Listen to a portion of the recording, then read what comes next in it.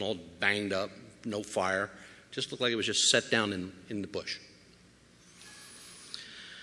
Upon entering the plane, checked for survivors. All 5 crew members were found strapped in their seats, mutilated, just like cattle. The report went back to their headquarters in Da Nang, who sent out a MAXOG unit, which quickly white phosphorused the whole plane and burned it to the ground. That team was taken back to Da Nang, and they were interrogated with the use of sodium pentothal. This happened a long time ago. This guy just remembered it a couple months ago. So I'm sure we're going to hear from other people that were on that team. And another case that was remarkable was a Black Ops unit was operating in Cambodia. They're coming down the Kokoda Trail, or what they called the Kokoda Trail, which did not exist in Vietnam, by the way. And they came upon 8 aliens, who they described as small gray creatures, loading body parts from a firefight into small containers. The second firefight broke out. We won. They lost. The bodies of the aliens and the body parts from the firefight were all recovered, and that's the last we ever heard of it, and that's the last anybody will ever hear of it. The government took over. Does the government believe in abduction? Absolutely not. People who have been abducted are just losing their mind. I've read some pretty credible cases, and I've talked to some pretty credible people. Am I a believer? Absolutely. Do I feel that they're out there for more than one purpose? Look, if they're going to experiment on us, they've been here for what? Thousands of years? Do you think they would have done it by now? What are they doing now? We know they're here. We want to know why they're here. What's their purpose? Why are we losing 30,000 people a year? Why are people with abduction shunned? In ufology, you know, if ufology is the Cadillac, abductions are the Chevy. Nobody really wants to know. They don't want to know about the Paranga case. They don't want to know about any cases in Vietnam or people being mutilated in Egypt. But it gets even better. We have a case in Colorado, very recent. And this investigator ain't letting go. He's also an ex-police officer and a MUFON chief investigator. He's called the scene of a car accident. MUFON does not go to car accidents. I've done enough of those. He gets there and the police officer says, "We can't find the body. But somebody said that they saw something over the hill here and it looked like a UFO, and that's why we called you." So old Joe, the investigator, trots up over the hill and he finds the body. Mutilated, 19-year-old victim. Identical to every case that we've seen so far. How many people here believe in abduction?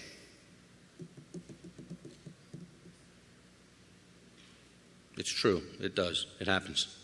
It has happened. The Todd Cease case, we're not going to let go of it. That old sergeant up there who thought he was going to have me arrested for harassment just bit off more than he can chew. We will find out what happened to Todd Cease. I've been contacted by the family. They're backing me up 100%. First they didn't. First time they called me. They threatened me with a lawsuit, I don't know, shooting my dogs, whatever. They just went berserk. But we will find out what happened. And the human mutilation, after reading these cases and looking into some of this stuff and coming up with some of this stuff, you know, if you see something flying up there and it's close, run like hell. Don't call me. Don't think about anything. Just get out of there. Just go. Because I have no idea what they want.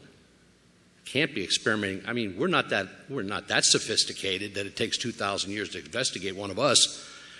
or experiment on us.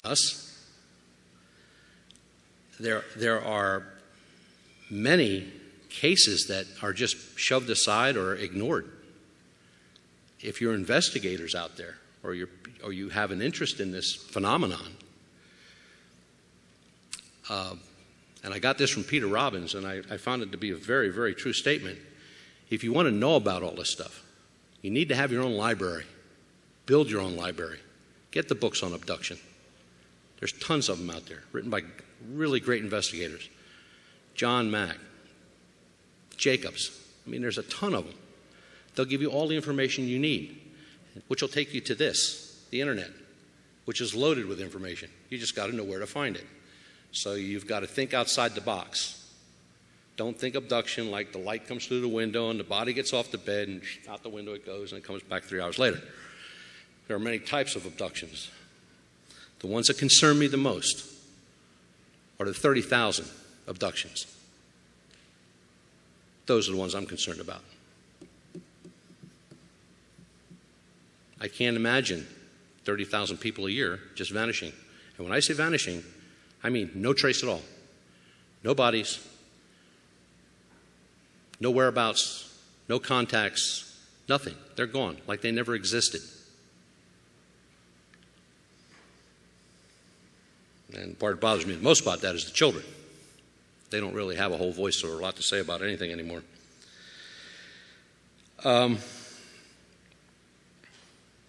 There are not that many cases in Pennsylvania that we've encountered with abduction. And I think the reason of that being most people are distrusting. You know, somebody's going to tell me something, I'm going to call the newspaper. Not happening.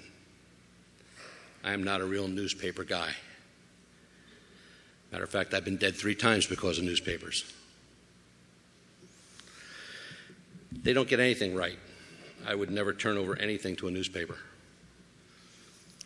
We have a Contact Us section on our homepage, which is www.pamufon.com. Last page says Contact Us. You put something in there that you need me to look at, or you want me to look at, or you want to tell me about, that comes direct to me. It goes to nobody else. My number, my website, and my personal email address is right there. You can get me in a matter of minutes, and you'll get a call back very shortly. The abduction phenomenon is getting stronger, larger, all the time. There seems to be no let-up. Worldwide, like I said, 2.5 million people a year. What about all the countries that don't report those statistics, like Zambia, Angola, all those third world countries that they don't report anything? So how many more people do we add? I did a statistical check to see on the percentage of change year to year since 1990. High points of abduction were 91, 95, 2001. On average, you get a 1 to 2% increase every year or decrease, one way or the other. In those specific years, you had a 10, 12, and a 14% increase. So now what we need to do is we need to go back and look at the UFO sightings in those areas for those years and see if they increased. It's the only way we can put this together. But like I said, if you see one, run. Take your picture, run. Take a mental picture, run. Don't call me. I'm showing up with a gun. You need to run. Because if any of this stuff, this vital reaction has just got me floored. I couldn't imagine anybody standing there and having that done to them. But it's an official report, and it's signed, sealed, and delivered by 3 different doctors and an investigator, so I guess that makes it pretty true. But that's pretty much all I have right up to date. Like I said, I only started on this a couple months ago. We will be posting some of this on our website as time goes on. If anybody has an abduction case they want to get to us. I just told you how to do that. Just go to the contact